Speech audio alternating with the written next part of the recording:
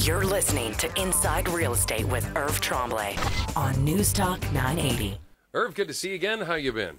Terrific, Dave. As opposed to the markets, perhaps? I've been very good. What's going on with the markets now? We're in this weird twilight zone for the real estate market, aren't we? I had a great September. Well, you personally, but of course you are the magic man, so that would explain I like things. That. The market is the same as it was the beginning of September. You know, we're rolling along.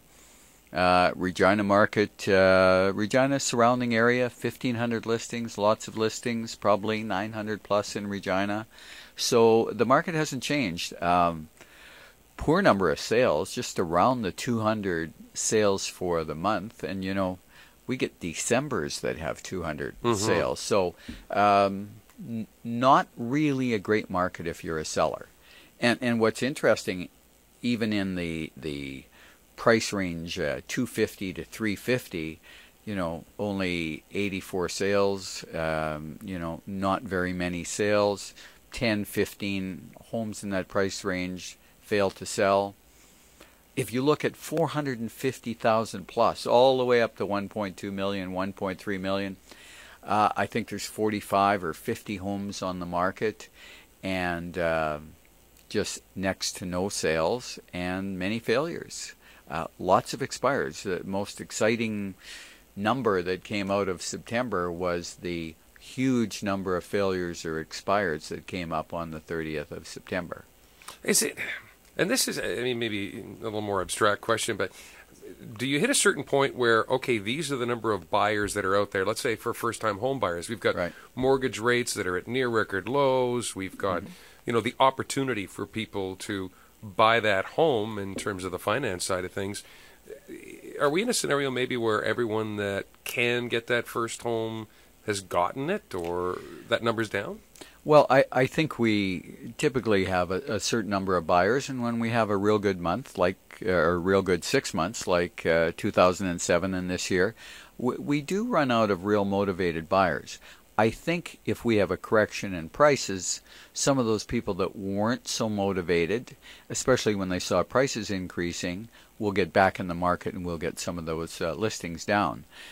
What's interesting, though, when you talk about market, you know, I typically don't go to my real estate office in the morning. I work out of home and follow up on showings and call agents and call clients and things like that.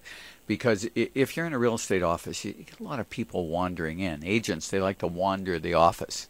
So what's interesting is, I guess it was a couple of days ago, I have an agent wander in my office, and the agent came to me and said, "Wow, Irv, what do you think of the market?" And I says, "Well, why?" "Well, did you see all those expireds the end of September? What do you think's going to happen?" Well, you know, if I really knew what was going to happen, I wouldn't be living here. I'd be in Hawaii someplace, right?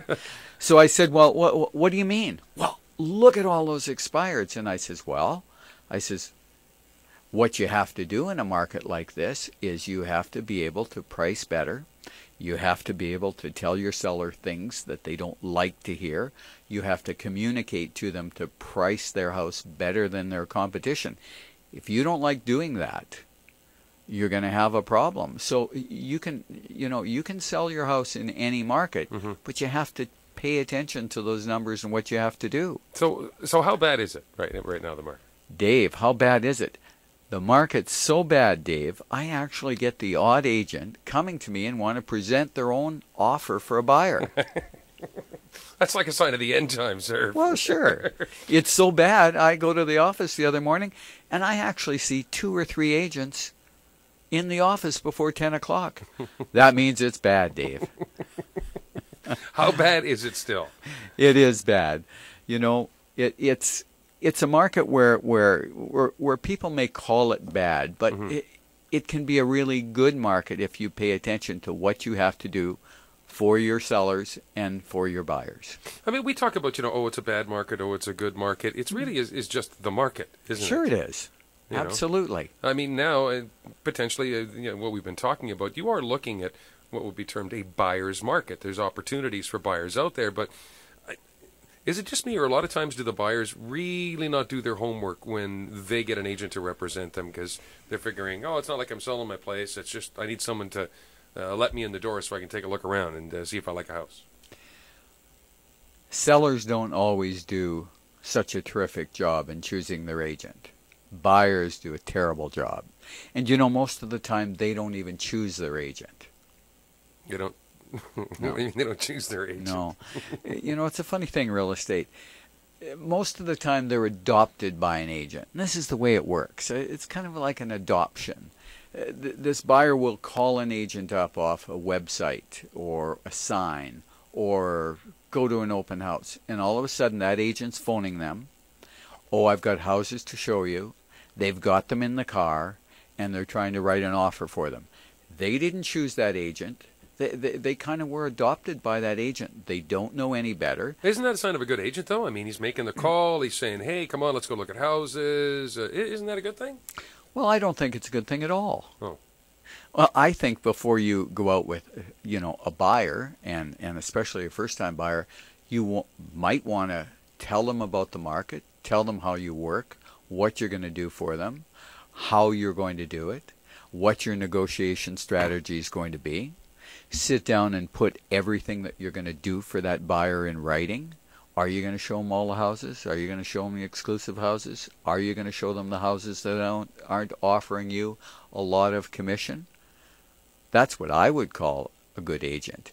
An agent that throws you in the car and takes you out and tries to sell you a house, well, I don't know.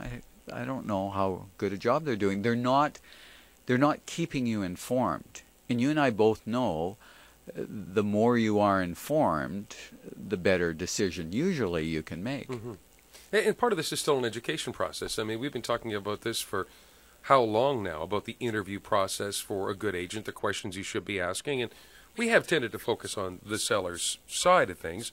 But for the buyers in this type of a market, specifically, you need to know that they've worked in this market before. That they know how to price correctly, because you have some great opportunities as a buyer, I would suggest, when you have this many listings. Well, I think buyers, they don't realize that. And the most important thing when you're a buyer in this market is choosing an agent that's very experienced and very knowledgeable in pricing. Because as the market turns down a bit, there are houses that haven't adjusted. So, you don't want to write that price, and you need an agent. And an experienced agent, is the only one that can tell you that price. Not your neighbor, not your banker, not your lawyer. Not the brother-in-law. Not the brother-in-law. An experienced agent that can analyze that and say, this house has adjusted for the market, and it's priced pretty well. Or, this house hasn't, and yes, you really like it, but it's $50,000 overpriced. And we should talk about how you handle that, or how an agent should handle that. And we will talk about that when we come back. Quick break time. Great. The website, by the way, and a lot of your questions will be answered on the website. It's a great resource for you, whether you are a seller, whether you are a buyer. www.irvsells.ca. That's www.irvsells.ca. You can call Irv as well, of course, 790-3753, 790-3753. You're listening to Inside Real Estate with Irv Tremblay from Century 21.